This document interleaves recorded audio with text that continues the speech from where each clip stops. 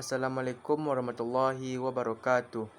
Perkenalkan, nama saya Muhammad Nasbi. Saya berasal di kelas 10 E9. Saya akan menjelaskan materi tentang membedakan pengertian sosialisasi, internalisasi, dan enkulturasi. Yang pertama itu pengertian sosialisasi. Menurut para ahli ada 4. Yang pertama adalah Suarjono Suekanto.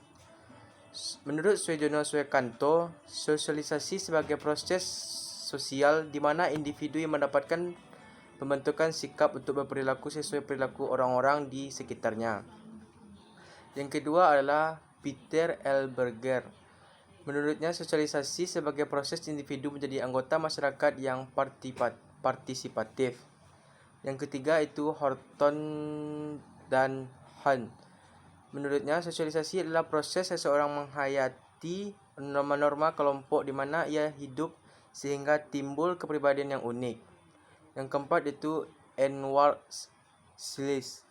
Menurutnya, sosialisasi sebagai proses sosial seumur hidup seseorang yang dijalani sebagai anggota kelompok dan masyarakat melalui pembelajaran kebudayaan. Jadi, sosialisasi menurut saya merupakan suatu proses bagaimana memperkenalkan sistem pada seseorang serta bagaimana orang tersebut menentukan tanggapan serta reaksinya. Yang kedua itu pengertian internalisasi.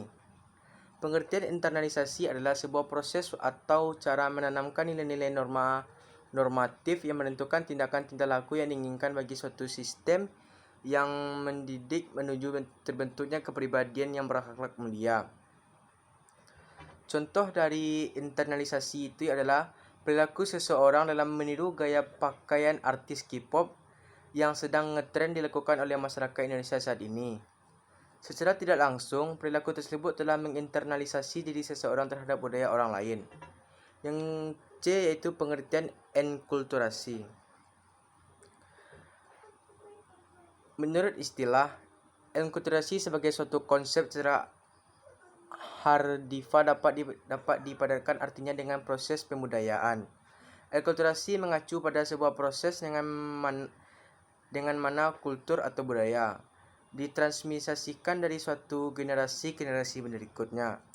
Enkulturasi adalah suatu proses sosial melalui mana manusia sebagai makhluk yang bernalar, punya daya efensi dan inteligensi, belajar memahami dan menghadapi pola pikir, pengetahuan, dan kebudayaan sekelompok manusia.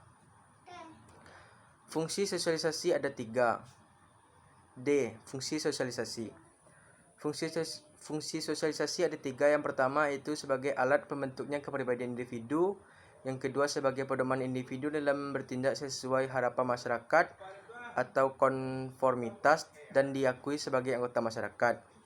Yang ketiga itu sebagai alat untuk melestarikan nilai, norma, dan kebudayaan yang telah ada secara turun-menurun. Yang kelima yaitu tujuan sosialisasi. Tujuan sosialisasi ada 9. Yang pertama yaitu mengetahui nilai-nilai norma.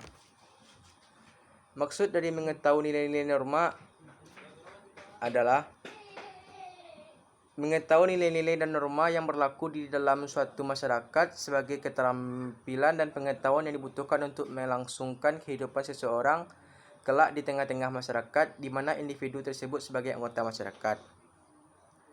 Yang kedua yaitu mengetahui lingkungan. Maksud dari mengetahui lingkungan adalah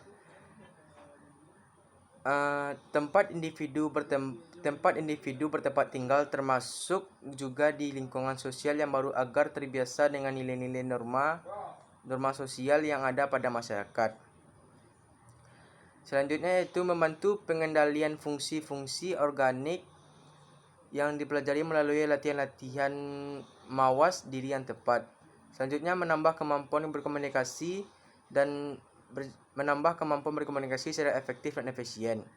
Selanjutnya membantu individu untuk mengetahui identitas dirinya baik secara fisik maupun mental, dan memberikan keterampilan dibutuhkan individu dalam kehidupan di tengah masyarakat.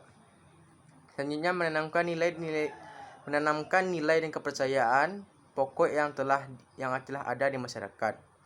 Yang terakhir yaitu mengembangkan kemampuan individu agar dapat berkomunikasi secara efektif.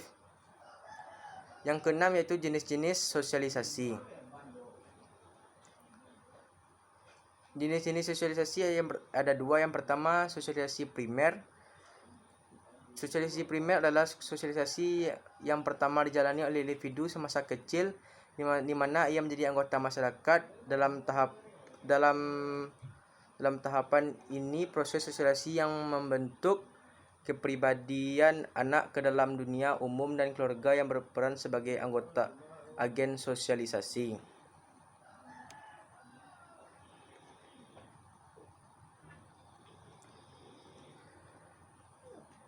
Dan yang sebagai agen sosialisasi. Sosialisasi primer berlangsung secara bertahap, dimulai mampu membedakan dirinya dengan orang lain di sekitar keluarganya. Yang kedua yaitu sosialisasi sekunder. Sosialisasi sekunder adalah proses berikutnya yang memperkenalkan individu yang telah disosialisasi ke dalam sektor baru di dunia objektif masyarakatnya. Proses sosialisasi pada tahap ini mengarah pada terwujudnya sikap profesionalisme atau dunia yang lebih khusus dan dalam hal yang ingin menjadi agen sosialisasi. Sekian dari saya dan itu saja yang dapat saya sampaikan. Assalamualaikum warahmatullahi wabarakatuh.